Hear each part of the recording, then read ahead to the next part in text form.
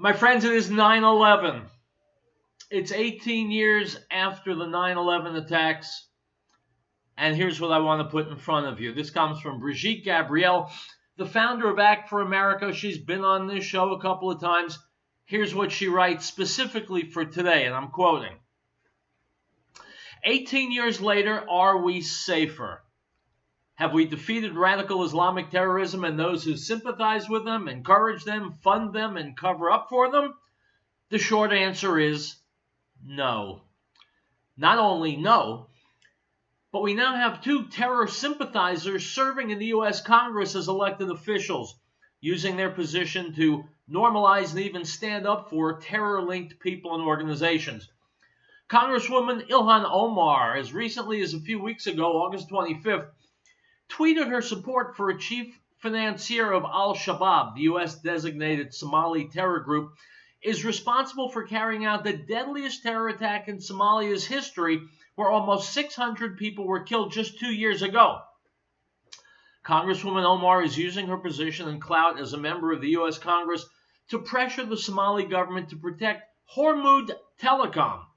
Two of the telecom's giant's employees were convicted in the deadliest terror bombing in Somalia in 2017. Ahmed Noor Ali Jamali, the telecom giant founder, is a chief financier of Al-Shabaab. Here's what the United Nations Security Council says about Hormuz Telecommunications in its report to the Secretary General. Quote, Hormuz Telecommunications is a company identified as being one of the single largest financiers of Al-Shabaab, which includes large lump sum payments to Al-Shabaab in the hundreds of thousands of dollars, and these payments to Al-Shabaab were facilitated by Jamale Hormuz Telecommunications, or by Jamale, period. Hormuz Communications has provided key material and logistical support to Al-Shabaab to include weapons, private fighters, and ammunition, unquote. But having a member of the U.S. Congress, Ilhan Omar, coming out in support of terrorists and their sympathizers should not come as a surprise. This is not the first time Ilhan Omar has gone out of her way to defend her terror-linked Somali American community which elected her. In November 2016, Representative Omar wrote a personal letter appealing for compassion and leniency for 9 Minnesota Somali men charged with planning on joining ISIS. No less than 42 members of the Minnesota Somali community have left the U.S. to fight overseas with the terror organization Al-Shabaab. But it doesn't stop Ilhan Omar. Congressman Rashida Tlaib, a Hamas sympathizer, doesn't even try to hide or camouflage her loyalty to the terror group and their supporters. She proudly declared about her primary win, quote, I want to be a voice to the Palestinian people, unquote. After her swearing-in ceremony in her home district, Tlaib proudly socialized at a private dinner celebration with Abbas Hamideh, a supporter of Hamas and Hezbollah, both designated terror groups by the U.S. government. Unfortunately, he wasn't the only one. Tlaib's dinner celebration was filled with anti-Semitic terror sympathizers, including Jabara Muafag, an infamous supporter of Hezbollah, and Ahlam Jabara, an anti-Semitic member of the UAE terror group CARE. All of this without even mentioning the fact that these congresswomen have and continue to receive immense support from a laundry list of organizations that are linked to the Muslim Brotherhood or are unindicted co-conspirators in the Holy Land Foundation trial, the largest terror financing trial in U.S. history. The Council on American Islamic Relations, CARE, and the Islamic Society of North America are just a few prime examples that come to mind.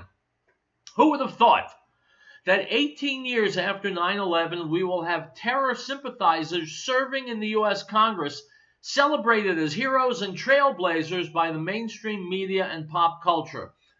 But for those of us who work with the intelligence community and are knowledgeable about the Muslim Brotherhood Project, we are not surprised.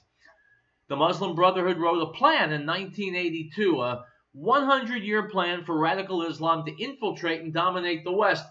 In counterterrorism circles, it became known as the Project. The project for North America was written in 1991, titled An Explanatory Memorandum for the Strategic Goal for the Group in North America. The last page lists 29 Islamic front organizations set up in the U.S. to sabotage America, including ISNA, the Muslim Student Association, and the Islamic Association for Palestine, which eventually became CARE. The project gives many proposals and tactics on how this can be done. Here are a few. Networking and coordinating actions between like-minded Islamist organizations, involving ideologically committed Muslims in democratically elected institutions on all levels in the West, including government, NGOs, private organizations, and labor unions. Instituting alliances with Western progressive organizations. Folks, let me focus on that one. The most powerful progressive organization is the Democrat Party, which Rashida Tlaib and Ilhan Omar happen to belong to. In other words, those two Congress members have friends in and support the terrorist community. And if you are a Democrat, then you, good morning, you are supporting the terrorist community. Now, if you woke up this morning not realizing that you were supporting terrorists, okay, too late to do anything about the past. Start right now. Resolve that you will never again support the Democrat Party, and in so doing, you are withdrawing what has been your inadvertent support for terrorist, murderers, thugs, and kidnappers. The Democrats protect Rashida Tlaib and Ilhan Omar, who protect the terrorists and the terrorist supporters. So divorce yourself from Democrat politics, period, from now on, in every election, in every level of government. Otherwise, you are but a useful idiot in the service of terrorist murderers.